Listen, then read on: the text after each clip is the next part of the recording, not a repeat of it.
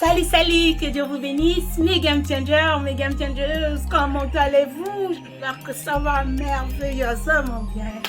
Vous savez, la faire-ci, on veut tous réussir, on veut tous avoir une vie meilleure, on veut tous aller à un autre niveau, on veut tous, avoir cette meilleure vie. On fait tout pour réussir. On va au séminaire, on prend des formations, on fait tout ce qu'on peut, on fait tous les efforts qu'il faut.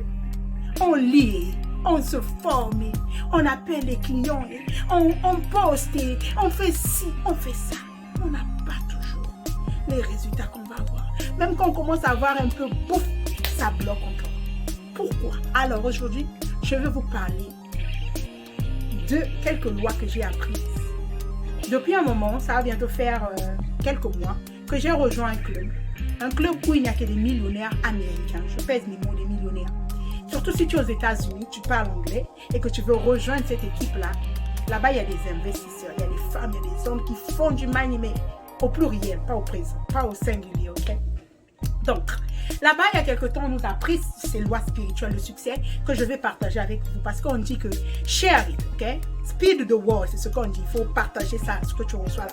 Partage ça. Donc, aujourd'hui, je vais partager avec vous quelques lois spirituelles de succès. Et oui, parce que le succès là qu'on cherche, il y a des lois sur ça. Il y a les lois physiques de succès et il y a les lois spirituelles de succès.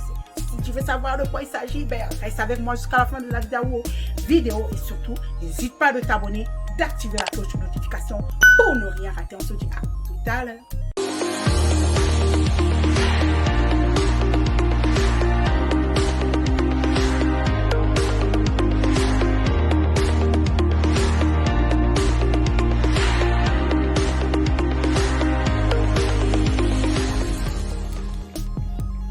Hi guys, salut mes boss, mes game changers, comment allez-vous? J'espère que vous allez merveilleusement bien. De mon côté, ça roule, ça va.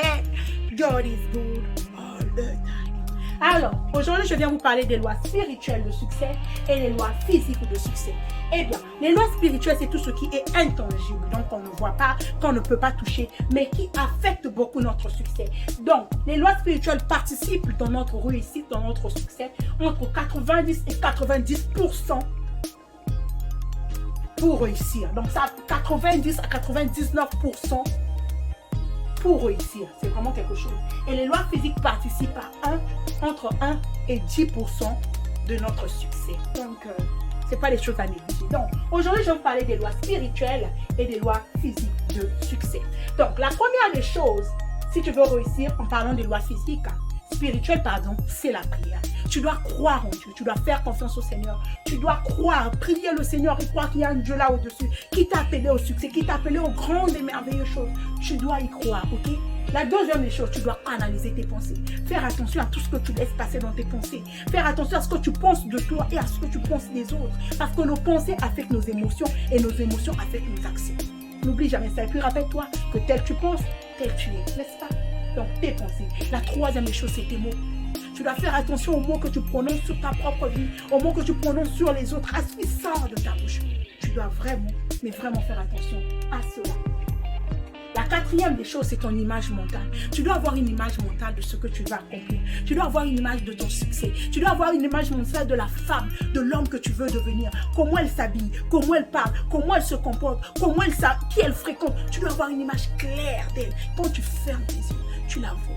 Tu imagines cette femme, comment elle marche, comment elle parle. Tu t'imagines, tu es dans les rues où elle passe. Tu t'imagines ça. Tu dois voir ça clair dans ton esprit. La cinquième des choses, tes émotions. Tu dois savoir gérer tes émotions. Parce qu'il va y avoir des fois où on t'emmène une nouvelle, où tu parles avec un client, où il t'énerve, où tes émotions. Si tu ne sais pas gérer tes émotions, tu vas toujours avoir des problèmes avec les gens. Si tu ne sais pas gérer tes émotions, ça va être difficile pour toi d'arriver au sommet. Parce que là-bas, c'est pas facile. Il y a des gens qui ne t'aiment pas, il y a des gens qui te combattent, tu les as rien fait, mais te combattent. Il y a des gens qui ne t'aiment pas, qui n'aiment pas ton énergie, qui n'aiment pas ton visage. C'est compliqué. Tu dois savoir gérer tes émotions et les utiliser à ton avantage. Un autre exemple que je te prends sur les émotions. Prenons un exemple, tu es dans une situation difficile. C'est difficile pour toi, où on te donne des mauvaises nouvelles. Tu peux être là en train de pleurer, te lamenter, perdre le courage d'avancer. Ou alors, tu peux utiliser tes émotions à ton avantage. te dire, ben, cette situation, elle est là, c'est vrai, mais moi, j'avance, je continue mon chemin parce que j'ai un objectif à atteindre. Tu te lèves et tu continues la marche, ok? Utilise tes émotions à ton avantage. Ne laisse pas tes émotions t'emmener partout. Utilise-les à ton avantage. Quand on te donne des mauvaises nouvelles, même si tu ne sais pas comment tu vas t'en sortir, c'est dur et tout. Continue à envoyer ton énergie, tes émotions vers cette vie que tu veux créer. De temps en temps, visualise et tout, mais mets de l'émotion. L'émotion, si tu l'utilises à ton avantage, peut vraiment t'apporter du succès. La sixième des choses, c'est ton rêve. Peu importe ce que tu fais, peu importe la situation, peu importe comment c'est compliqué, ton rêve, tu ne dois pas l'abandonner. Tu dois croire en ton rêve. Tu dois continuer, travailler pour accomplir ton rêve. Tu dois avoir de la foi.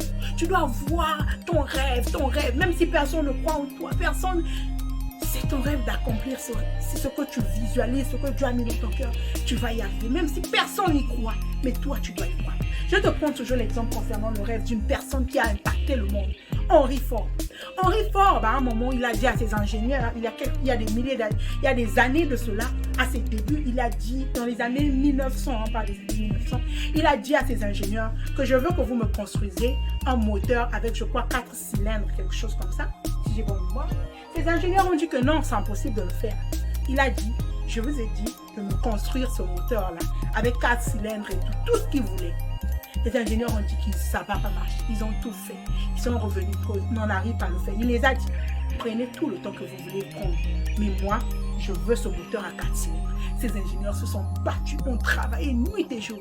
À the end of the world, ils ont créé ça et aujourd'hui, on connaît les voitures Ford, comment c'est reconnu dans le monde, comment on les utilise. Pourquoi? Henry Ford avait un rêve qu'il tenait à accomplir. Il a cru en son rêve et il en est arrivé là où il voulait arriver. La 7e des choses, tu dois avoir la foi.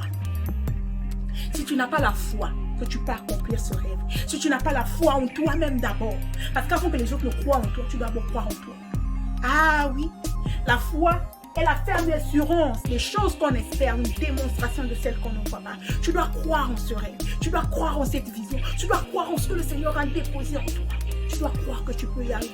Mais si tu n'as pas la foi en Dieu, tu n'as pas la foi en toi-même, you don't want to make it. It's impossible, tu ne vas pas y arriver. La 8e des choses, tu dois avoir des croyances.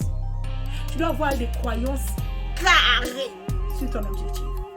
By fire, by force, même si toutes les banques me refusent, même si je passe par des situations difficiles financièrement, même si tout le monde croit que je me prends trop la tête, même si tout le monde truc, je suis carré.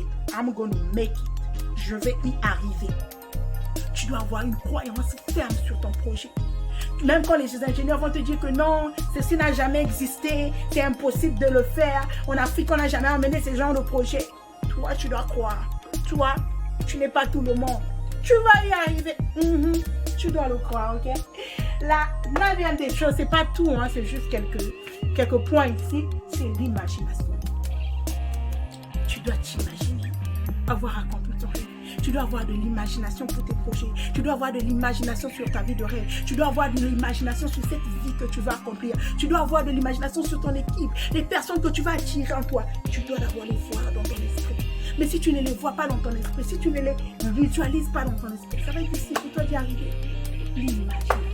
Ce n'est pas tous les points, mais là, ces points spirituels, la prière, les pensées, les mots que tu sors de ta bouche, l'image mentale, les émotions, ton rêve, ta foi, tes croyances, tout ça là va t'aider à atteindre le succès que tu vas atteindre.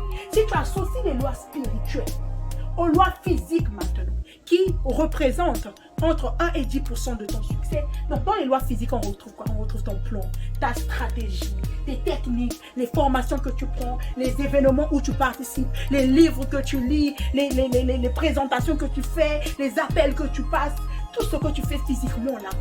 Ton site internet, le tunnel de vente, tout ce que tu utilises là maintenant physiquement. Si tu associes les lois physiques et les lois spirituelles de succès, for sure, rien ne te sera impossible. Rien ne peut t'arrêter. Parce que toi, qui me suis, tu es né pour réussir.